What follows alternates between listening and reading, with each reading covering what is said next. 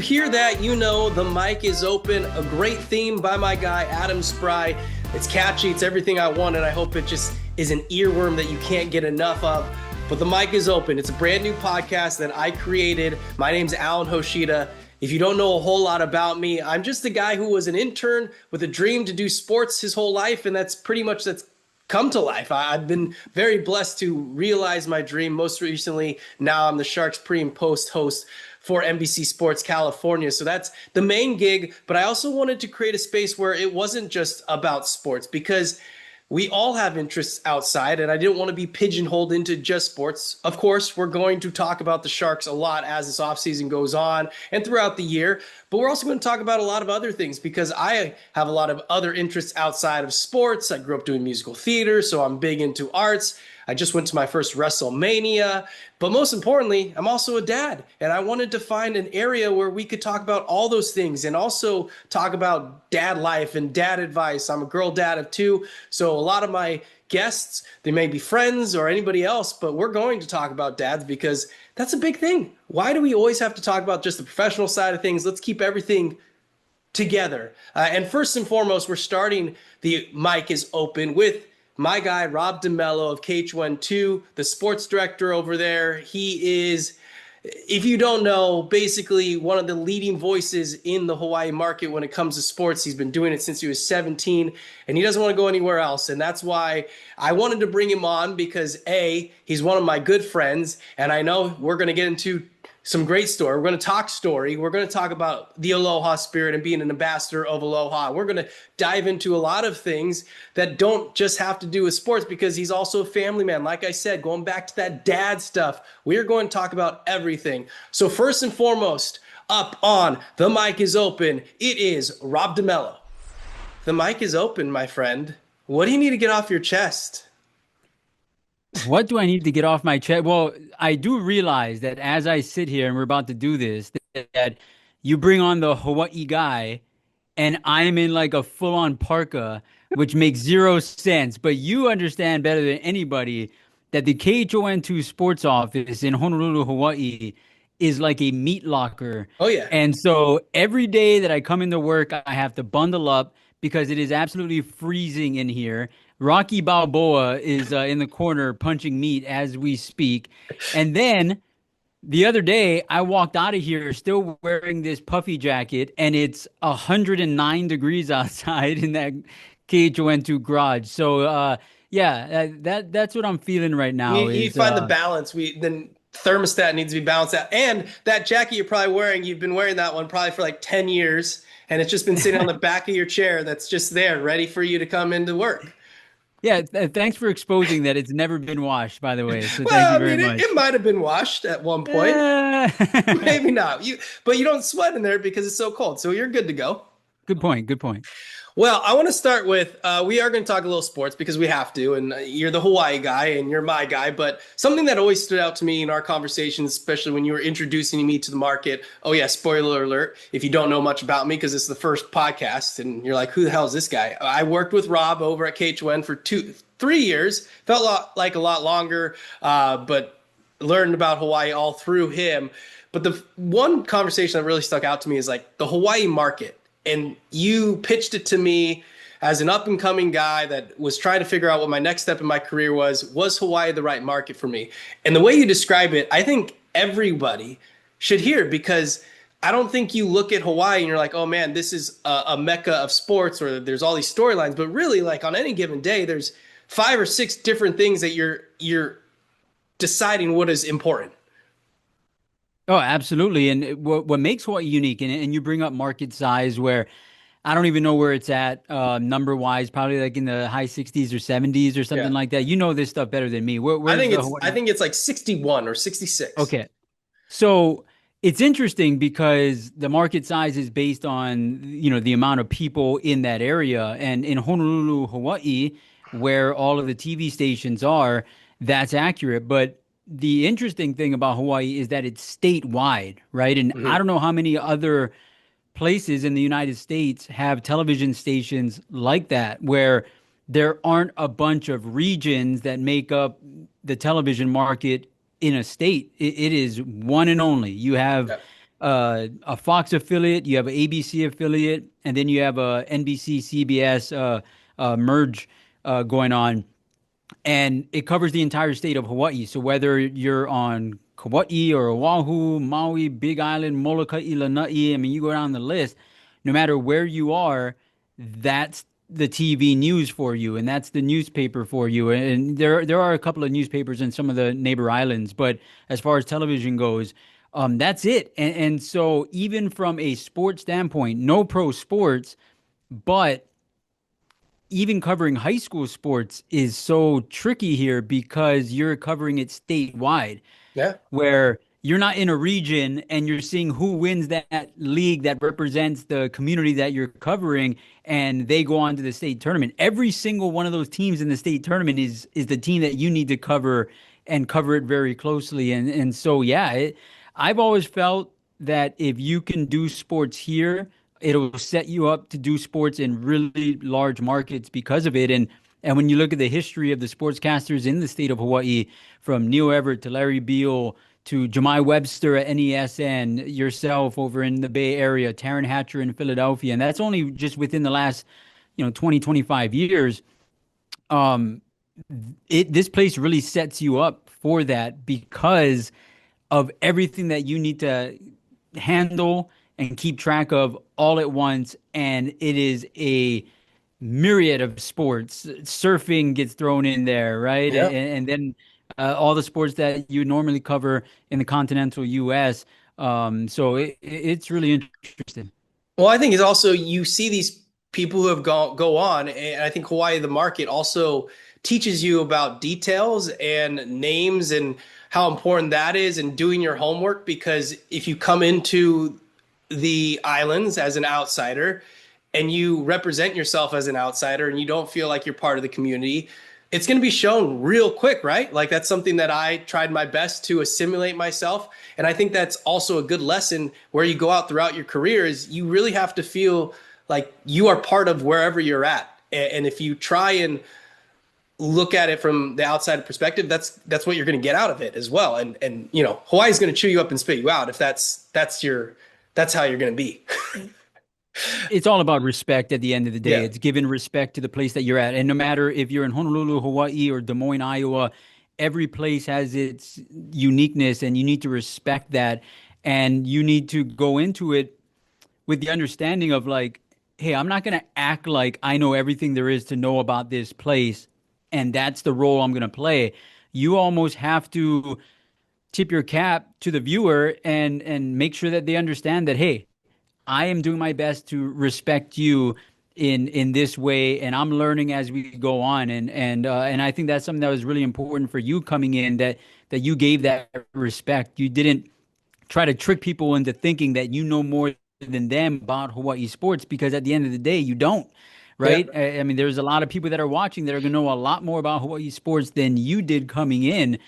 But you're going to learn that stuff along the way. And it was really important for anybody that comes in to show that respect. And I think Hawaii, there's a uniqueness too, because not only is it a unique culture from a sports culture and everything, but there's a legitimate culture here Yeah. that not everywhere in the United States has, where it's tied to an ethnicity, right? There's a former royalty, a former kingdom. And so there's a lot of very delicate things that you need to learn and understand in order to do this job correctly. Yeah, so I'm opening the mic, and one of my things that I'm trying to do out here is like anytime we're referring to on the mainland that it is Hawaiian, we are not talking about Hawaiian. And so we need to, like, even at school, like our preschool, they're like, oh, we're having a Hawaiian day. I was like, we're not really having a Hawaiian day unless we are going to have a Hawaiian day, which is great. I mean, let's open up some history books and let's learn about the Hawaiian race. But really, we're just having an Aloha day. And that's where we're going. And so I think that's also something that I have learned through you and through being there for 3 years that I'm trying to take back. And that's an open mic moment that I just want to make sure that everyone knows that, like, we need to start making sure there's a difference between a Hawaiian day.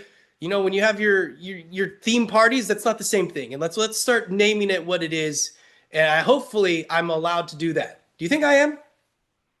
Yeah, absolutely. I mean, are you allowed to do an open mic on your own open mic show? Absolutely. Yeah, okay, good. I'm just making sure that's cleared. But so you've been doing this for a long time. Like you 17 years old, your career has been stationed there and you've seen it all grow and grow. One thing that I will never take for granted about you, it's something that I had to kind of like honestly break myself out of a little bit coming back to the Bay Area and with a little more stricter, a little more cutthroat with some of my boss's conversation is like, you have such a great feeling and wanting to bring everyone along with you, everyone in the market, and not just like the people you work with. It's like this great, you said it before on another podcast that rising tides lift all boats. It's something you've gone back to. How have you been able to keep that going when knowing like all this competition is going on? And like, have you ever, when you bring guys like me in, is it something you have to kind of make sure we know that it can't be pedal to the metal, full go when you're working with Hawaii and all the people that come with it? Well, and you would understand this, having worked with me, is that the pedal to the metal, you know, we were still pedal to the metal, right? I mean, as far as the work goes. And I think it's almost what maybe I have to teach the people that I'm working with is to kind of just put blinders on a little bit of like, it doesn't matter what other people are doing. Mm-hmm. We just worry about what we're doing because the people who choose to watch us, we owe it to them to give them the best product. And I know, I've worked with other people before and I've seen it in other places before where, you might plan on doing a story on someone and then you see another TV station did that story first and then you abort and you're like, I'm not doing that story. It's going to look like that I'm copying them or whatever it is, right? But the way I see it is that not everyone lives in a newsroom where you have 10 televisions up and you're keeping track of what everyone's doing. People watch who they want to watch. I mean, I do that, right? For television shows or even news programs or sports programs or whatever it is. I'm not watching everybody there is and then matching them up against each other. Or if we're both on at 6 p.m., I'm not watching them simultaneously or recording one and watching I just watch who I want to watch. And so I think that's really important as far as like, don't change anything you're going to do because someone else did it and so to me, that's that whole part where it's like, you got to put blinders on and just worry about you and your product and give the people that decide to watch you the best you possible. And I think with that, it kind of takes the competition away because you're not really keeping track or you're not it doesn't affect your daily process of what someone else is doing. You're just tackling things the way that you want to do it. And when it comes to wanting to see other people succeed, yeah, like the way I see it is that if every sportscaster in this market or every sports reporter is killing it, that's only good for me and for everybody in the market as well, right? Like if the guy at the other station is putting together great stories and producing great content, then he's only going to make people more interested in Hawaii sports. And if that person's not watching me, then eventually they're going to come around to me. And Yeah. I feel confident enough that I'm putting out good stuff But you know too. that's not normal, right? In this I industry, like I don't know. I mean, like I said, it's kind of just the way I see it. And I've been lucky enough to work with a bunch of people that have accepted it in this office. And so we kind of just continue to do it that way. yeah, I mean, it's something that you surely, I had to get used to a little bit. Like I wasn't like breaking stories. Never was a guy that was like, and still not like, I mean, it'd be nice to break stories once in a while. That's not really in my job description anymore, but I always wanted to make sure I was right first. Like, and I still do. If you're going to do something, it doesn't pay you great. It doesn't pay you more if you break the story, one. And then also, two, if you break it and it's wrong, you're just going to look like not a smart person. Well, and you lose your credibility. And Yeah. that's all you are really at the end of the day in this business. If you lose your credibility, you have nothing. 17 years old. So go back to 17-year-old Rob DeMello.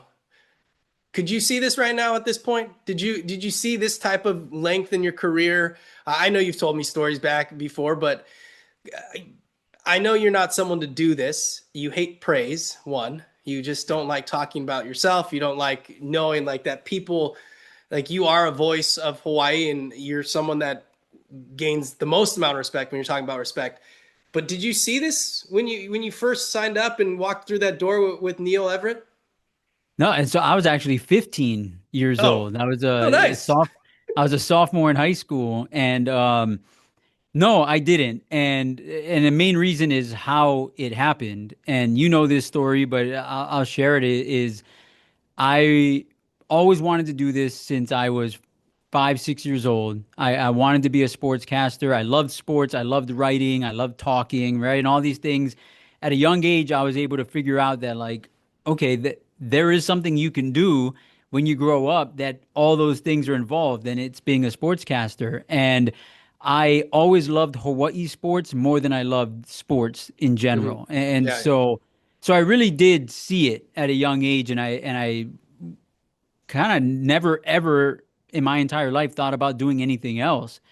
But as time went on and I got into middle school, I wasn't the best student and I wasn't really giving full effort. I tricked myself into thinking I was, but I wasn't. And so as time went on, I was failing classes. And so I had to go to summer school every year, seventh grade to go to eighth grade to go to ninth grade, ninth grade to go to 10th grade. And finally, in that summer between 10th and 11th grade, I had a buddy, Nathaniel Conley, who's a couple years older than me. He was going to Bradley University to study journalism, and we were good friends because we worked for the school newspaper together. And it just shows you that I was this flunking student that was the editor of the school paper. It made no sense, right? But it just shows that I wasn't really giving full effort in math and science and those courses that I was struggling in. And so he was given this gift as a high school senior about to graduate and about to leave for college from his parents that wanted an auction that you can hang out with the KGMB crew, which is the CBS affiliate in Honolulu, and go out to dinner with them and just spend the night. And it was only supposed to be for he and a guest, but he called the organizers and asked, "Can I bring one more person? I have this friend that's really interested." And so they were like, "Sure." And so he called me up and he told me, "Hey, I'm gonna go to this thing. You want to come with me?" I was like, "Yeah, let's do it." And so Kim Janala was the weather anchor at the time, and she was like the guide of this tour. And we watched the news, and I was just like in amazement of like, this is so cool. We go out to dinner after that's over, and she's kind of going around the table asking everyone about themselves. And she had asked me, "What do you want to do when you grow up?" And I told her, "Oh, I want to be a Hawaii sportscaster. That's all I've ever wanted to be. But I'm not a good student. I don't get good grades. I'm probably not going to college, so it's not going to happen." And bless her, in that moment, sitting at that dinner table, she told me, "No, I just met you and you can do this. You're likable. You can't teach someone how to be likable. I think you should stay at it." And so I was like, "Okay." And so she had asked me at that time, "Do you know who Neil Everett is?" And I was like, "Yeah, of course. That's my favorite sportscaster." And so Neil was the sportscaster at KGMB at the time. So she'd asked me, "If I talk to Neil and he says you can come by again another day and just hang out with him, would you be interested?" And I was like, "Yeah." And so she takes my information. At the time, I had a pager, right? That's right, baby. so, so she takes my info, and the next day she pages me. I call her back, and she says, "All right, I talked to Neil, and Neil said that if you're really interested in this, you'd give him a call and ask if you can come." And I was like, "What? I got to call Neil Everett?" And so I called him, and I was nervous, and so, "Hi, this is Robbie from Kailua," and so he told me, "Yeah, come by the next day." And so after summer school, because I was in summer school, I jumped on the city bus, went to KGMB Studios, and hung out that whole night with him. And we hit it off, and he was awesome. And at the end of the night, this dude, just an absolute angel, man. He tells me, "All right, so here's the deal. You go back to school, you raise your grades, and you keep them up, and you turn in grades to me, and you show me that your grades are up and they're staying up. you can come back every week for as long as you like. But if your grades go down, then you're not welcome anymore. And I was like, whoa. So I told him, yeah. And so I started going to KGMB every week. My grades went up and up and up. And by the time I graduated from high school, and so that was my sophomore going to junior year, by the time I graduated at a 4.0, I was going, I started once a week to twice a week to three times a week probably. And I had interned with him. I got a full ride scholarship to go to Hawaii Pacific University. That was a private school, or is a private school here. And after my first year going to HPU, the ABC affiliate sports director, Robert Kikaula, who passed away a couple of years ago, absolute legend in the industry here, he had a job opening and pretty much said, the job's yours if you want it. I I already know who you are. You've been interning for the last, however many years, working for free. I have a job. I'll pay you. And so I just dove headfirst into it, and the rest is history. I've been doing this for now almost 25 years. And so to answer your question of did I see this that I would be doing this for this long? I did, once I got my foot in the door, Hmm. right? Yeah, yeah. When I was in high school, I lost the dream, and I thought like, oh man, there's no way I ever do this. And so once Neil gave me the opportunity, and I tell this to my children, and especially my oldest, my daughter, who's in high school right now, of just you never know when that opportunity is going to come. You Yeah. never know who's going to give it to you. You never know what it's going to look like. So if you're just always ready to seize it, you can go far, and you just never know where it can take you. And so for me, that was absolutely my opportunity. And I knew it at the time. I was lucky enough to, for as much as I was a knucklehead in high school, the second that that opportunity presented itself, I knew at 15 years old, like, I need to take advantage of this. I need to make this the thing that gets my foot in the door, and I never let that door close again. And luckily, that's what happened. Do you think that's the catalyst for why you take so much pride in the relationships you build, but the relationships you build, especially with the high school athletes and even the high school kids that not necessarily athletes, but I know they've come in and interned or come through. Like, do you think that's like the point? There's no question that if you looked at that point, that's where all that comes from and all that care for the next generation of it doesn't even have to be sportscaster and just the next generation of kid comes. Yeah, and really, it goes beyond the world of broadcasting and the world of sports. I think, that story that I told you about how I got into the business, the biggest takeaway for me are those three people, right? Nathaniel Yeah. Conley, Kim Janala, Neil Everett. If you really think about it, if one of those people didn't do what they did for me, then none of this happens. And I'm not sitting here talking to you today. If Nathaniel didn't think of me in this moment and go out of his way, as and you got to think about it, at the time he's 18 years old. I don't even know when he turned 18. He might have been 17, right? I graduated high school at 17. And so, and for him to think that I'm going to take care of my friend here, right? That's Yeah. crazy. That, I Yeah. mean, that is unbelievable. And then so that happened. And then for Kim Janala, a complete stranger who did not know me at all, for her to put her trust in me, and to open doors for me the way she did by getting Neil to even consider me coming by another day. And then Neil just doing what he did and just becoming an absolute mentor to this day. Uh, that's was definitely a life-changing moment for me, and it made me understand that nobody could do this alone. No matter what it is and what they're trying to do in life, people need help. And if you want to be that help for someone, well, then you got to be that help. You got to step up to the plate, and you have to be able to help people out. And so that definitely set the tone for the rest of my life. It's a special thing, and I think it's even special about Hawaii. Like, yes, there's always people in my life that have helped me get to where I'm going, and they've opened doors too. But I think the back to back to back is something where it's like you've always told me, and I learned Hawaii takes care of their own. And when they want to stay in the industry at home and they want to do it, I think that speaks to Hawaii always taking care of their own. Yeah, and for me, I've had opportunities to work elsewhere. It, you know, I've never considered it, not once, Never and flinched. I was going to ask never, you, you've never flinched about like anything that's ever come up.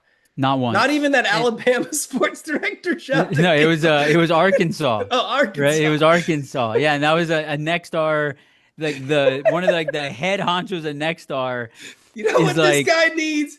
we Arkansas, want you in baby. one of our SEC markets. Like, let's get it done right now. And I told him, I was just like, no. He's like, I don't understand. You'll be covering SEC football, these 100,000 seats there. And I was like, yeah, that's of zero interest to me. I'm in Hawaii. I'm living in my home state, and I'm covering things that I'm passionate about. And that has a big part to do with it, is that I I don't know if I will do this until I stop working, right? Something, I mean, anything could happen, and the industry's evolving, and I don't know what it's going to look like and all that, right? And so I'm not going to sit here and say I'm going to work in TV news until I'm 65 years old, or whatever it is. But I feel confident enough to say that I will never do this anywhere else. I have zero interest in covering sports that has nothing to do with Hawaii or Hawaii athletes or Hawaii people. That and I don't think that I'd be any good at it, because I just wouldn't have that passion for it, and that care and that pride that I have in it. So yeah, I mean, to answer your question, yeah, though every single opportunity that's come my way, and keep in mind, because of that, I've never tried. I've never gotten an Yeah. agent. I never applied for a job, but over the last 15 years or so, I've had a number of opportunities just come to me, and every single one of them, I didn't need a split second to think about. I just thank you for considering me, and thank you for thinking of me, but I have no interest. Which one caught you off guard though? Which one do you still are like, oh, that like even if it's like whether that's humbling or like I mean the Arkansas one's pretty hilarious because I just even like me do I've done the local thing, and I will never give back my local circuit thing, but like Arkansas is a hard sell for just like still being on the mainland, right? Like, but is there other ones that were humbling to you that came to you and you're like, oh, can't believe they know about me or whatever it might be? Yeah, I mean, there were some interesting markets: Phoenix, San Diego. Um, because of my tie to Neil, I was asked if I would audition. Um, but I I just yeah, and I guess that's one where it's like, and by no stretch of the imagination was ESPN offering me a job, Yeah. but I was asked if I would consider auditioning for a potential Yeah. job. And so yeah, it's like, oh well, that says something of someone at least is interested in me speaking to someone about a potential job. But no, there's really nothing that I've second guessed or thought about later and thought like, oh, I wonder what would have happened, or no, No, this I is it. know you won't second guess. Like that's just not in your that's not in your DNA. But I just know even when like a random agent would reach out like to me, it's always a little bit humbling and when that happens and I don't think I ever had anything as cool as those things, but I think it's and I also think I wanted to make you say things out loud because I think there needs to be appreciation for all you've done and where you could have gone and what the loyalty you have to Hawaii. I don't think it's talked about enough about these people who stay where they love and they entrench themselves and they don't look back. And I think it's something that you don't see in this industry a lot. And so I think it speaks to who you are. And let's make sure you say these things out loud. Well, I appreciate that, but I think one thing that's important to understand is that anyone that does leave, or doesn't make them any less caring of Hawaii or proud of Hawaii than I am, or everyone just has their own story, and everyone has the different things that motivate them or fuel them, and at the end of the day, if I were to leave Hawaii and stayed away from Hawaii for an extended period of time, I could probably make more money than I'm making now, right? But that would require me leaving Hawaii, and you understand, having lived here, that there is a price you pay to live in paradise, right? Yeah. And so, but again, I guess what I'm trying to say is that it doesn't make me any better or any more of a Hawaii person because I don't want to leave Hawaii. That's just the way that I want to live. That Well, this is where I want to be. yeah, it's like the love of what you do also is like, I think as this industry is changing, there's also that question is like, there's people chasing money. There's always people asking, oh, I need to make more money. I need to make more money. And there's a truth to that. I mean, you and I both know the truth to that and how real it got there for me 3 years ago. But there's also like, it wasn't that I didn't love what I was doing. It's just, you have to find that balance. And I still love what I'm doing and I still want to do this. It's when you're starting out this career, I feel like, and you're like, oh, I got to make this right off the bat. It's just not going to happen. And that's where you find out who really loves what they're doing and who's really willing to to make the steps and do the things that's necessary to be successful. Yeah, and it's all about persistence, and it's all about just keep coming forward, and it works for some people, and for others it doesn't. And people's timelines are different as well, right? I what helped me is that I got in so young. My first full-time job with a contract on television, I was 19 years old, right? And so I split the I difference, 15 and 19. I was right down the middle. yeah, yeah. And so I understood how young I was. And so I guess as in those first few years, I never felt like I was owed anything. I was just grateful for the opportunity. And so I think for those first 4 or 5 years, where I think if someone 23, 24 years old was hired instead of me and on that same trajectory 4 years later, may have gotten more frustrated quicker than I did because I was so young. So I was just like, it'll come, it'll come. I'm just going to keep banging out reps and just keep getting better and better and better.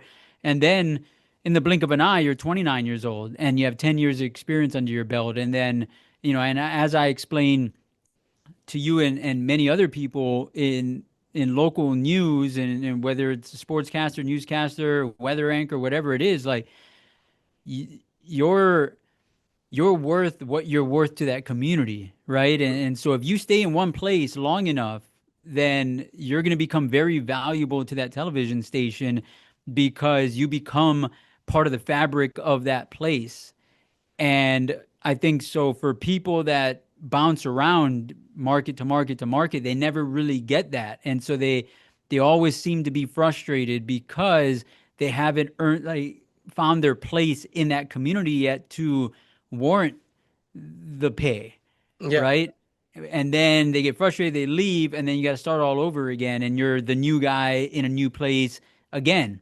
Yeah. And then you got to wait 4 or 5 years, and then it's like, hey, where's all my money? And it's like, well, if you're in one place for 10 years, imagine what you'd be making as opposed to keep bouncing around. And so, yeah, there's a little bit of that as well. Yeah. And it's just one of those things where you have to chase your career when you're young if you're doing the whole move up the market and you don't have, obviously you're such a 1% of what is going to happen in a normal person's career. Like you don't just start in the market you want to stay at and then you just grow and grow and grow. So you have to do that. It's just you have to find what is your love. And I think for you, part of finding out what your love was is your family. And you're going to put that above everything. And your family's all there too. So that's also another part of not flinching at any option, right? Like that's also it. I know for you, being with you and being one of your friends throughout this is like your family is everything to you. And so there's always this thing where it's like doing this job is hard to do with a family. What was it? When did you realize that it was as hard as they said, but also it was worthy of everything that you're putting into it? Yeah, I think that doing this job and having a family is very difficult because the hours, and especially in this market where you're shooting, you're editing, you're writing, you're producing, you're hosting, you're your own assignment desk editor and all that. I'm lucky enough to have a weekend sports anchor, so 2 days a week, I'm able to take off. The only way to make it work, really, and I've had this conversation with so many people, and you just can't lie to yourself. You need to ask yourself, what is it that is most important to me? And I know for a lot of people, the first thing, oh, well, family and then being good at my career and, and whatever it is, and, down the list of I want to be this or I want to be good at that or I want to be able to spend time. And so for me, I learned really probably within the last 10 years or so of, okay, what's most important to me? I want to be the best dad and husband possible. And I want to be the best at my job that I can be. So in order to accomplish that, I eliminated everything else. Like there is Yeah. literal no time for it. Right. And if this thing, whatever it is that presents itself, has nothing to do with me being a better dad or a better husband or a better sportscaster, like I'm sorry, but I don't have time for it. And you know that, You've had this and conversation with me. I forgot. And now this is all ringing bells in my head because I had my first kid with you as guiding light through this all because, and also I put you in a bad spot because I took 2 weeks off to be with my child. But also, I've had this conversation. So I know it's where you're going with this. And like, I can't overstate the fact of how like just matter of fact you do things. And I've told you this before. It's like you are able to put your mind to something. If you said you're going to do it, you're going to do it. Like I believe you go through stretches where you enjoy a adult beverage here and there, and then you're just like one day you're like, nope, we're good for like 3 months, and you just stop doing it. That's on a very micro level, but to what you're talking about. But on the macro level, like I can totally see you saying like one day, all right, well, this is what I'm going to do, and these are the 3 things are my pillars that I want to do, and nothing else matters. I can't do that. I just am not. I'm not wired the way that you are, and so many times I'm like, man, if I could, I just want to be like that sometimes. But I take so much on, and I'm like, what a dummy. no, and it's hard because and I do feel bad at times, right? Because there's friends that I don't see for months. Luckily text messaging and social media, you're able to just check in on people and let people know that you're thinking about them, and I'm good at that. I'm good at sharing my feelings and telling people like, hey man, I just thinking about you, bro. Like I hope everything's good. Like what's new? And because I know I don't have time to go to a bar or go have dinner or go play golf or whatever it is. I don't have You time playing for it. golf would be fantastic though. Yeah. Yeah.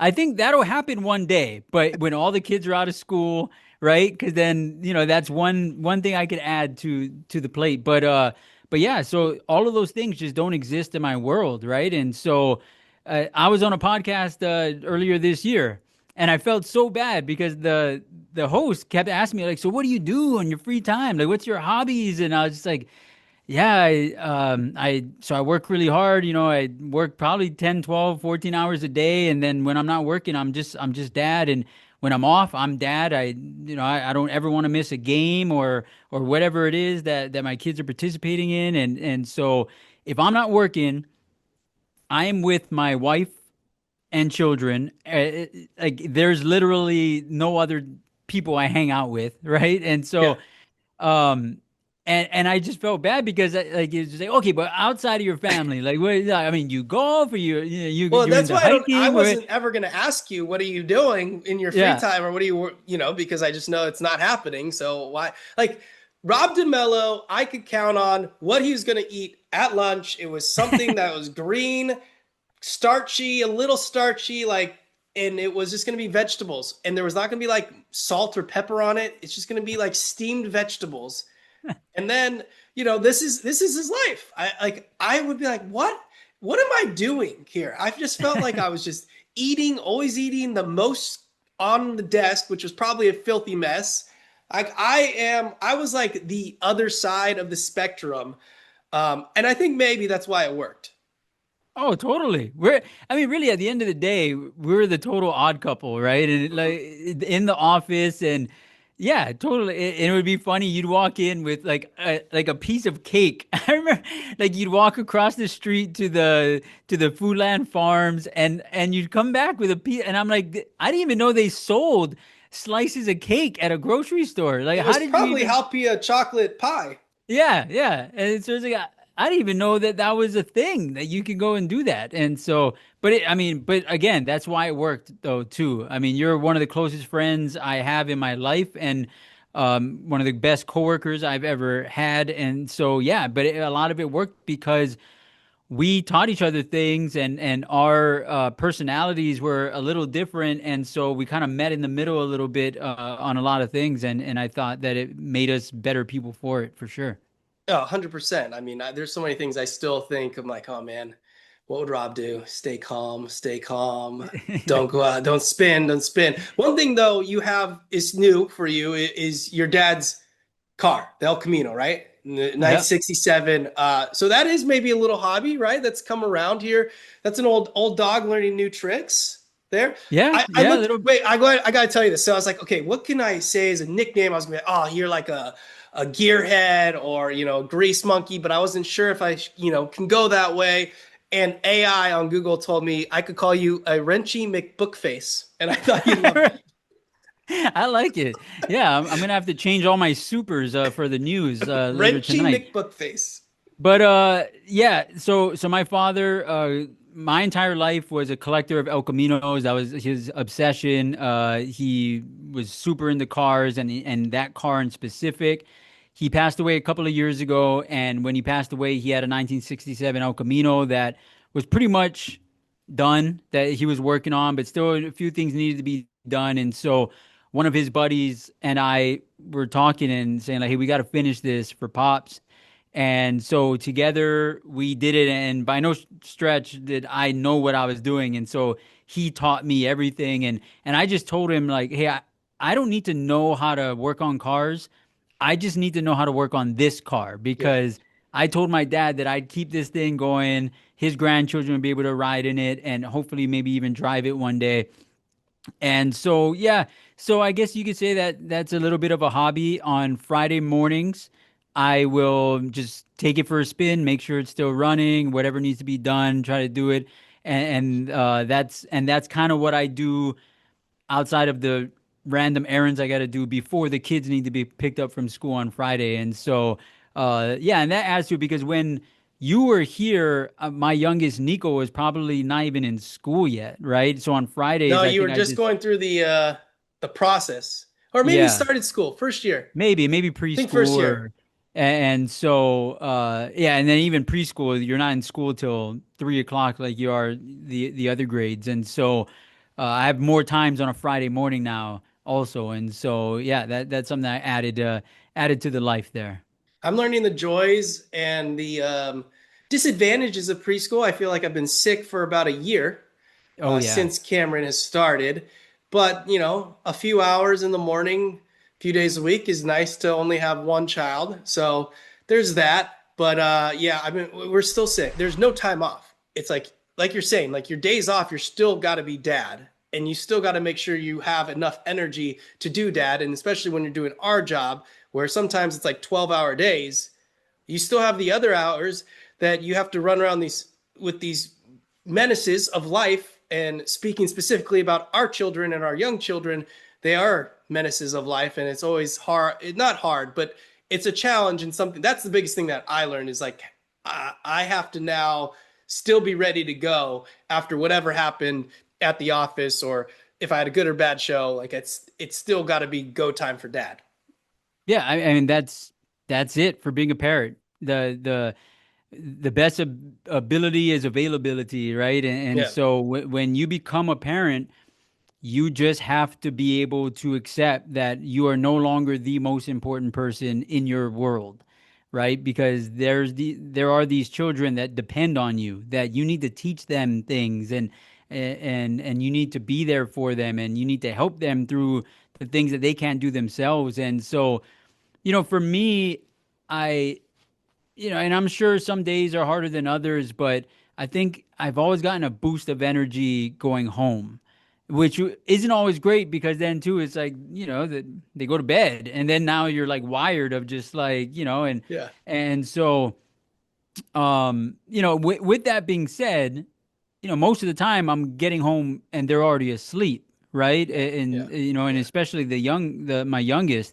And so yeah, a lot of credit goes out to all of the moms out there and all of the grandmas and all of the aunties and uncles and Yeah. everyone that helps, because no parent can do it alone. And I think it, like as you're talking about, as far as having long hours and being able to find that energy, I mean, it goes back to the what I talked about as far as what I call trimming the fat, of getting rid of everything that Yeah. isn't going to help you with these things that are you consider the pillars of your life.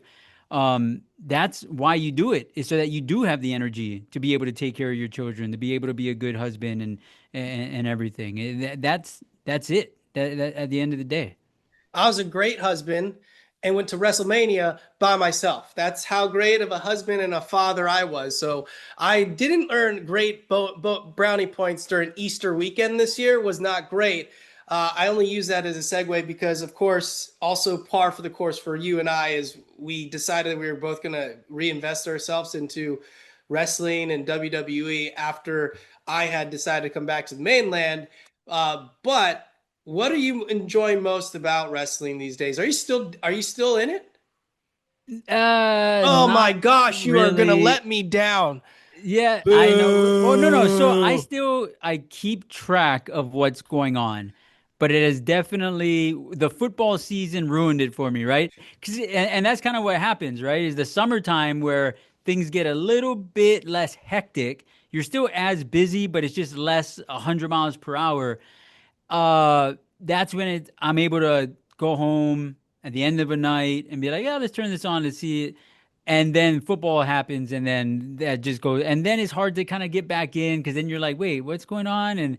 And so thanks to social media, I keep track. Thanks to you, I keep track. But yeah, I'm definitely, I don't know Boo how up I him. am right now. Boo him. It's I okay. deserve it. This is kind of the lull, after WrestleMania where they're re-ramping up storylines.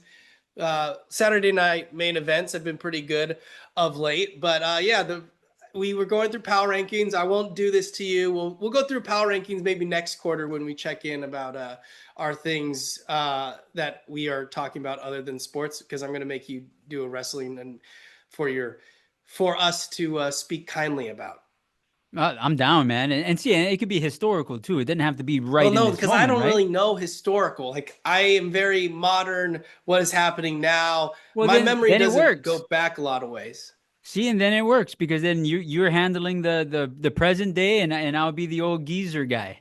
Yeah, that's pretty much how our whole relationship was Yeah, built that's on. It's yeah. just right there is. So with that in mind, as we wrap this up, because I think we're closing in on a lengthy pod for the first one off the top. So hopefully everyone's still here with the mic is open. Our first episode with Rob DeMello, KHON2 Sports Director, basically an OG out there in Hawaii. And we're just talking about all things Hawaii. And now, with that being said, modern history.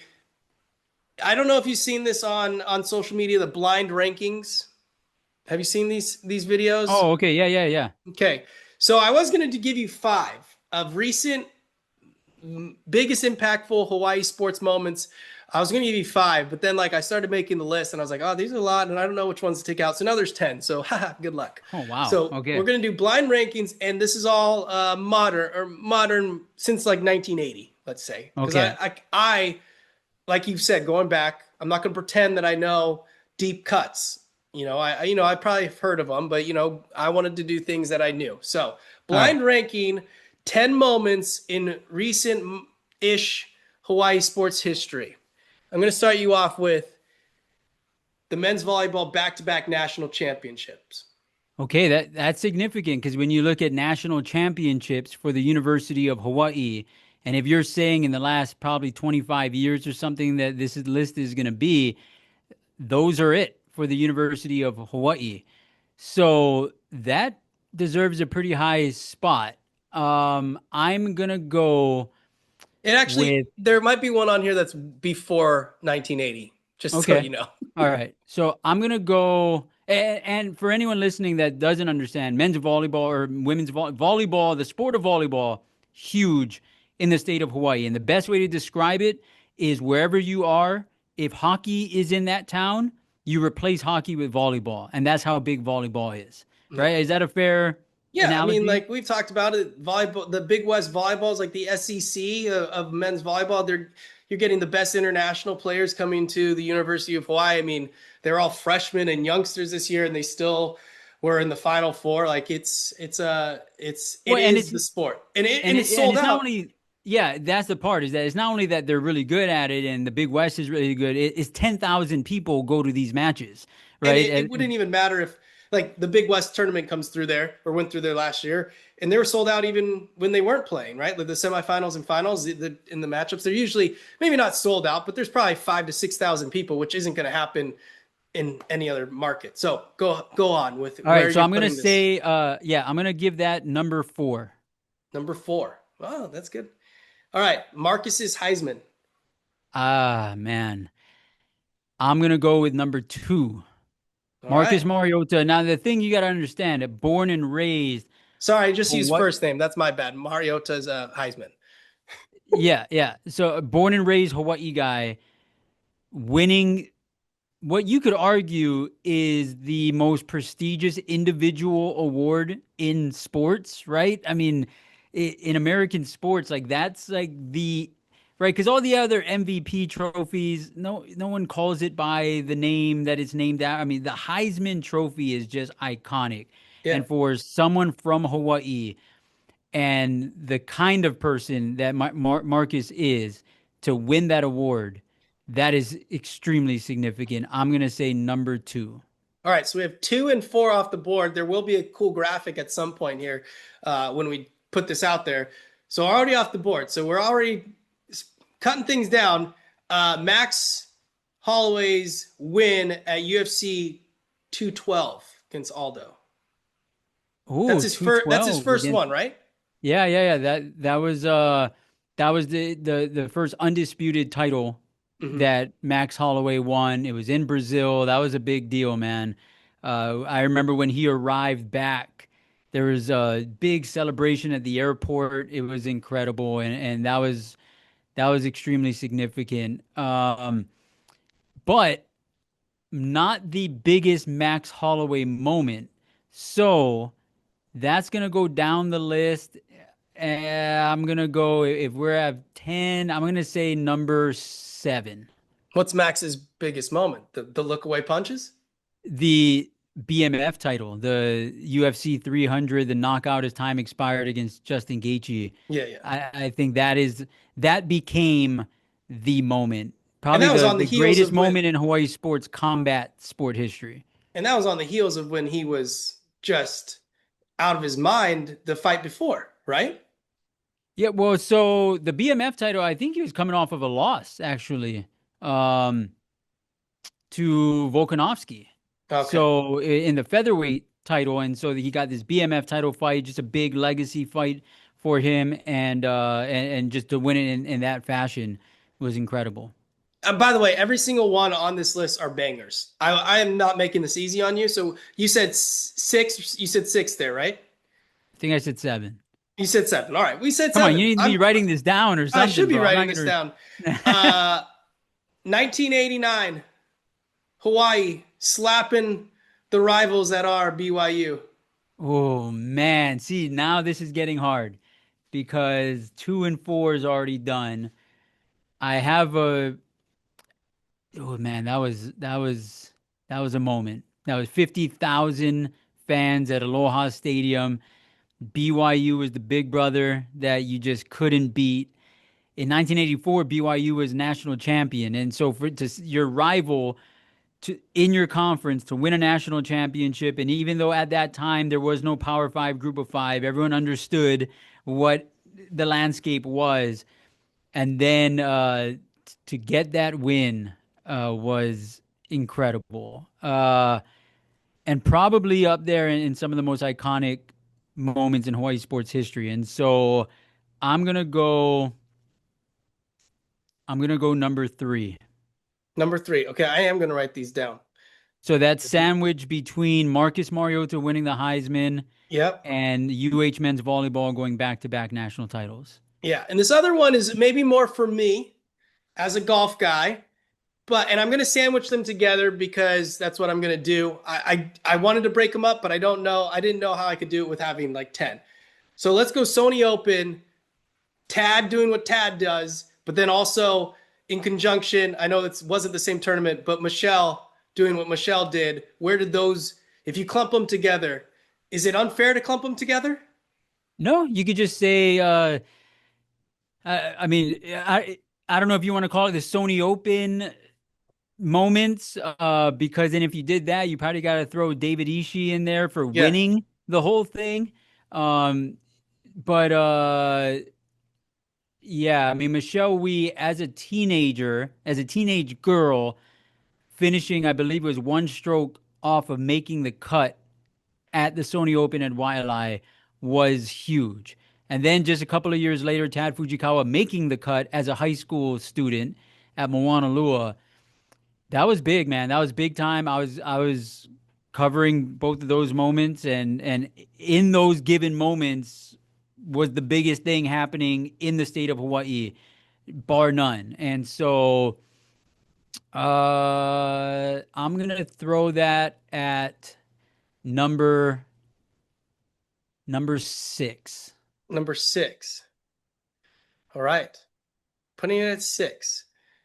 All right, and this one's one more recent ones as well. Carissa Moore winning the first ever gold medal in Olympic surfing history.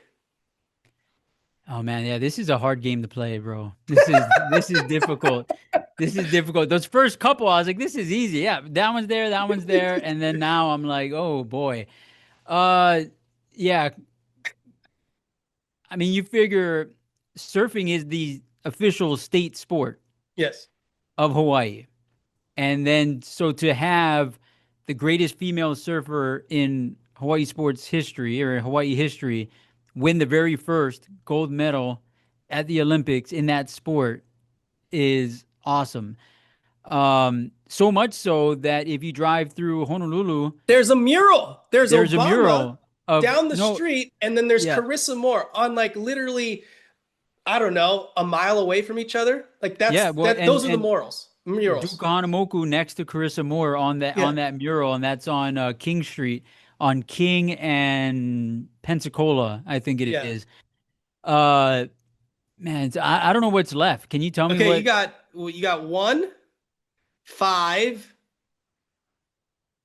This is gonna get really ugly here for you. 8, 9, and 10. Yeah, yeah, yeah. And so I know what I'm sure I know what one of those moments is, and I'm saving that for number one. And then so that's where this Well, can get. hopefully, unless I did my list wrong. Yeah, unless you, yeah, exactly. So Carissa Moore, huge moment, and she's so beloved here. With that being said, I think you understand this with the Olympics that that happened here in the state of Hawaii at 11 p.m. right Yeah. in Japan, when she won that gold medal, and so Didn't even it's make. I not one don't of think those. it even made the news that day. No, it was it was the Yeah, it was the next day next because day. it was at 11 p.m. and we have Yeah. a 10 o'clock news. We don't have an 11 o'clock news like on the continent, right? And so that kind of plays a part a little bit of how much people can like celebrate in it and feel it and be a part of it. So huge moment, but I don't think as many people got to experience the moment as some of these others. So I'm gonna put that at 9. 9. All right. Okay, right? Yeah. All right. So 2007, UH versus University of Washington. I Number hope one. that that's number one. Is that That's where you number thought I was one. going? Is that where you thought I had? Yeah. Well, Okay. I thought maybe you might say just the 2007 UH football season. Yeah, I Uh, was going to, and I didn't know how much the Sugar Bowl that you see right behind you on your left shoulder poured a yeah. little cold water on that. But I was going to go with the peak. I think that was the peak, right? That's the That was it. peak of Hawaii sports, period. Yeah. Yeah. I mean, the fact that the University of Hawaii made it to a BCS bowl game, which, and if you think about it today, if that were to happen today, they'd be in the college football playoff, right?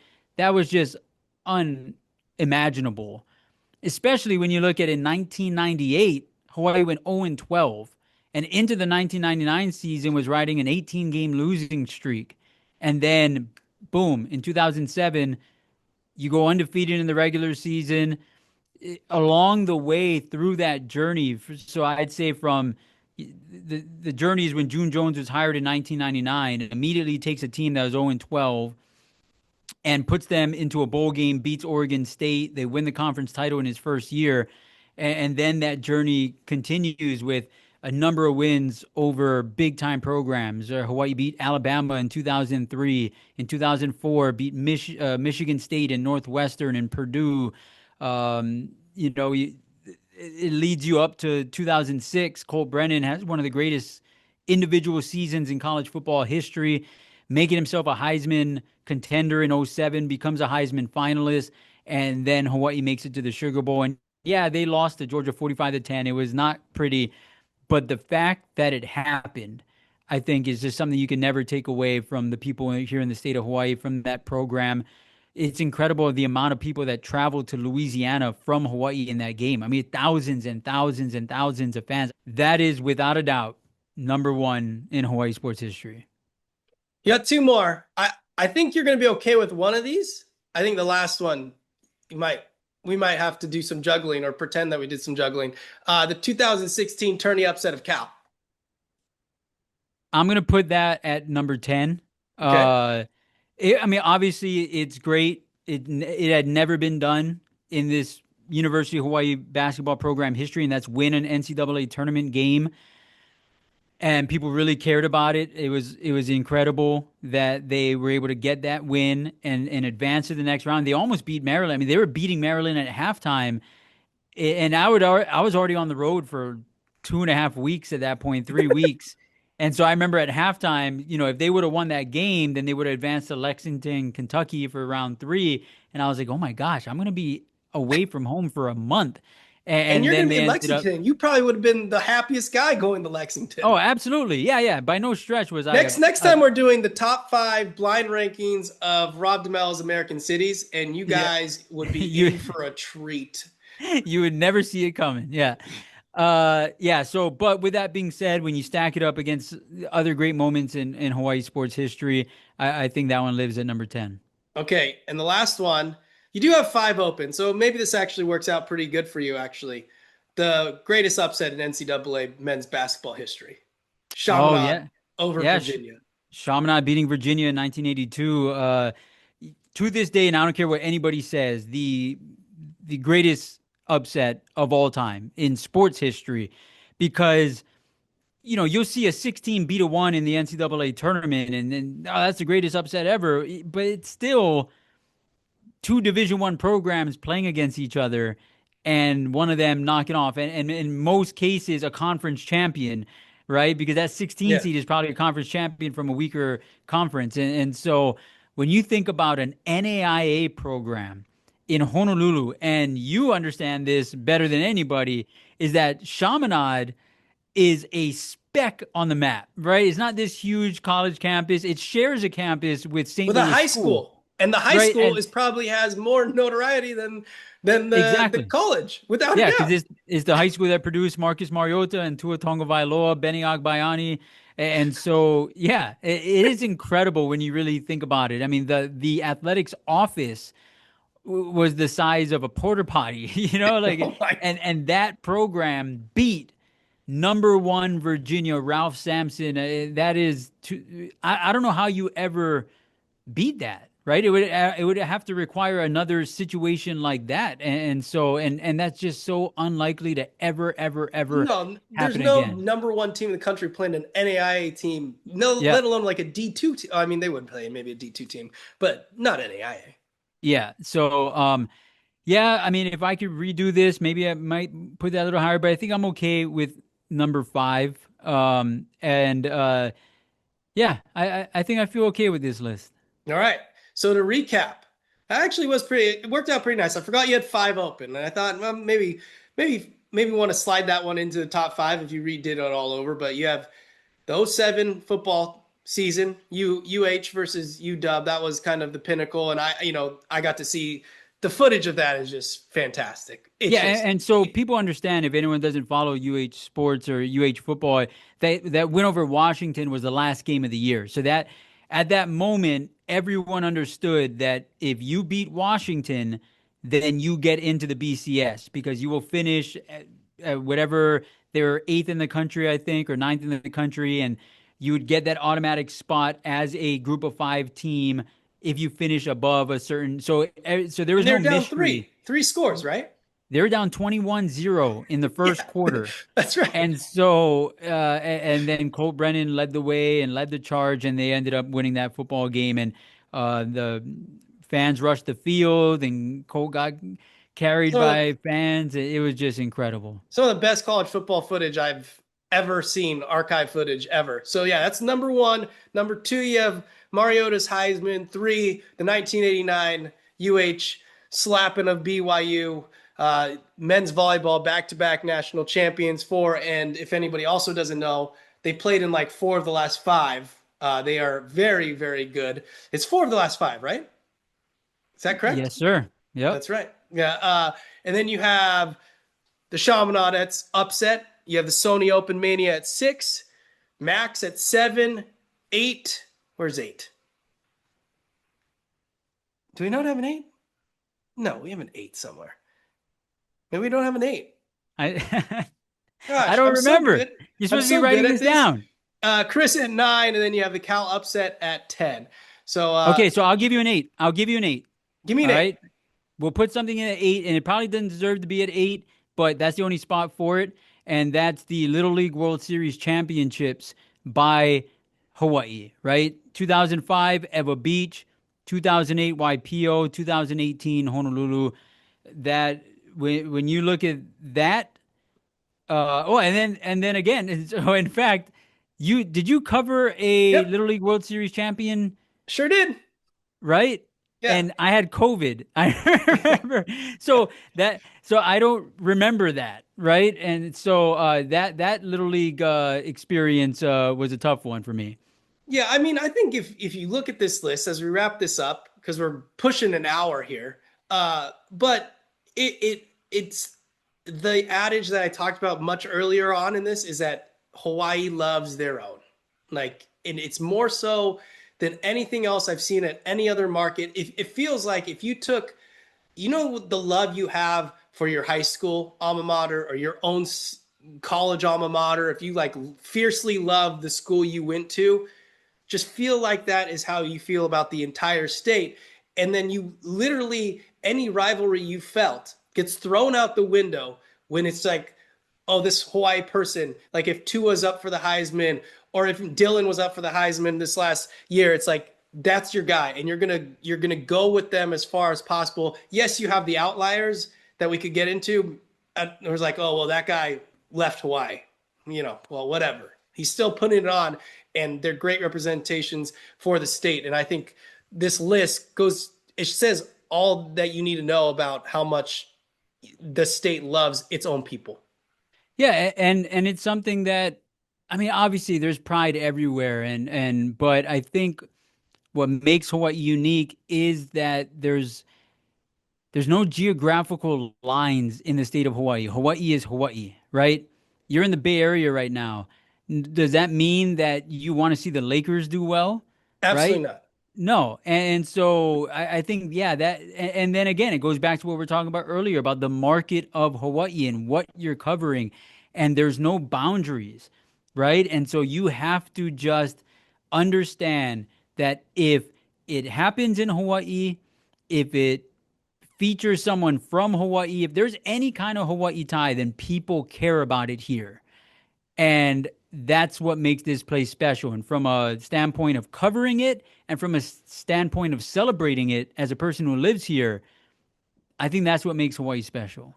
Yeah, I fully agree. And there's nothing like the place that is Hawaii, the islands. I know like a lot of people come to visit and they say, oh, there's nothing like Hawaii. And that's from their perspective. There is nothing like Hawaii because you're experiencing some amazing beaches and everything that comes with the tourism side of it. But man, living there and being in it, there is nothing like Hawaii. There's nothing like the people. And I can't wait to go back. Hopefully, it's very soon. It will be very soon. Gotta love it. Alan Hoshida in the state of Hawaii. That's a good thing.